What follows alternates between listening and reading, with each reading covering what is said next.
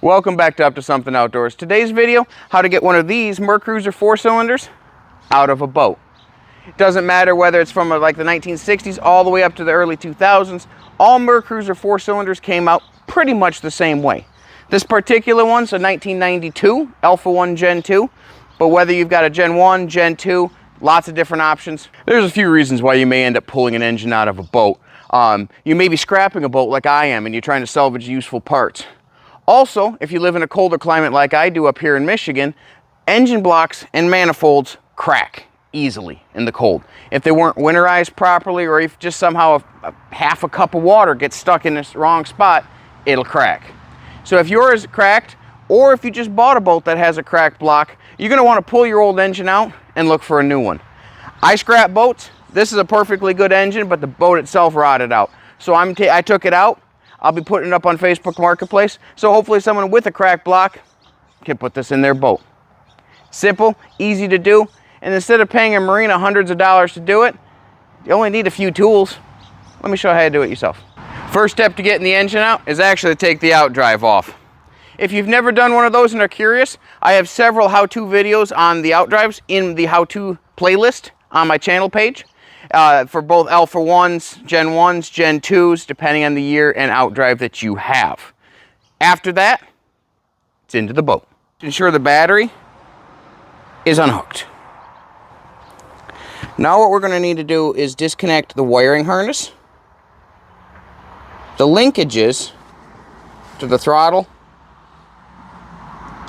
We're going to have two 3/4 inch bolts, lag bolts going down the inside here, and two 3/4 inch bolts down here to hold the engine to the transom. After all those bolts, we have the fuel line that comes up here to disconnect.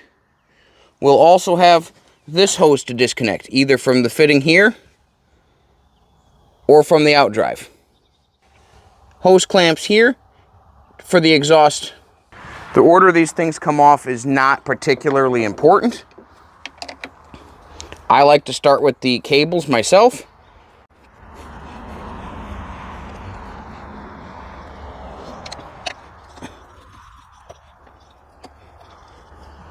These are 7/16 on this one.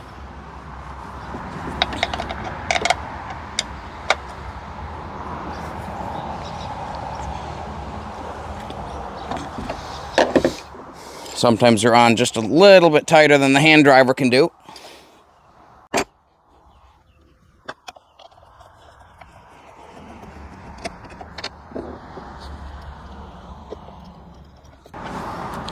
Now this one is held in by a cotter pin. It just slides off once the cotter pin is removed.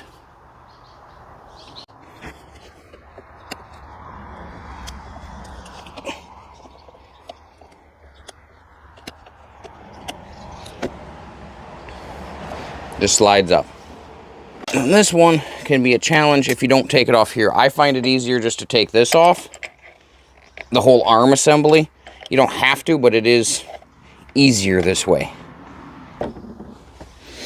Next, I'm going to remove the control cables. These are 5/16 hose clamps. Now for this hose, I find it easier to take it off here on the engine side, but that's up to you. It goes down to the outdrive. Next up are these 4 hose clamps here. Now they can be taken off either these two, or all 4. I like to take all 4 off, just again for binding's sake. And these ones like to really easily bind up when you're pulling the engine. So I like to take them off completely. Not just loose, but all the way off.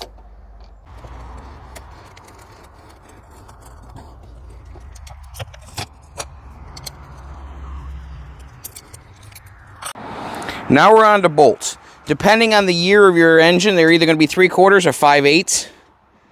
Just lag bolts holding the engine down.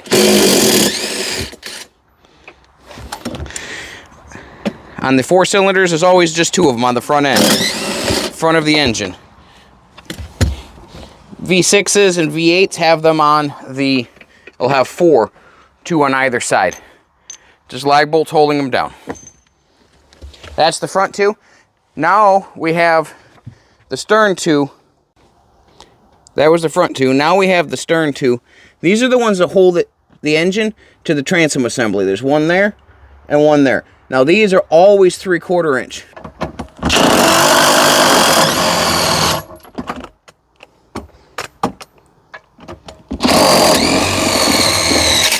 You do not have to use an impact. You can do this by hand if you'd like.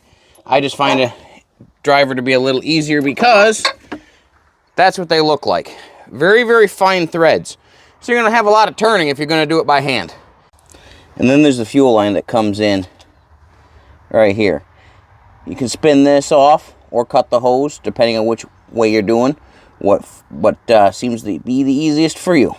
Now at this point I look for any zip ties holding things together. A lot of times there's a lot of zip ties holding wires to hoses, hoses to wires, etc. I like getting everything disconnected and pushed out of the way so that when it comes time to pull this engine out, you're not having to struggle or get tied up with just this last little thing because the zip tie is in the way. There are a number of ways to get the engine up. I'm using a tractor here, but if you have a cherry picker, that works. Or even a rope over a tree limb if that's all you got. I've done that a time or two in my youth as well. Either way, hook it up, lift her out.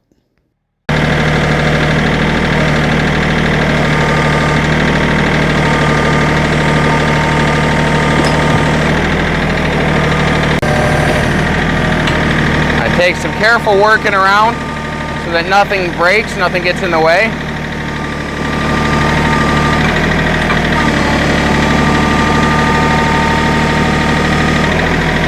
Some boats are tighter than others. Sometimes there's nothing in the way.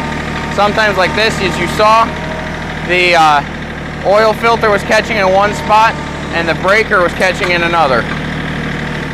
And just like that, it's out. Simple, easy, not a whole lot of specialized tools needed.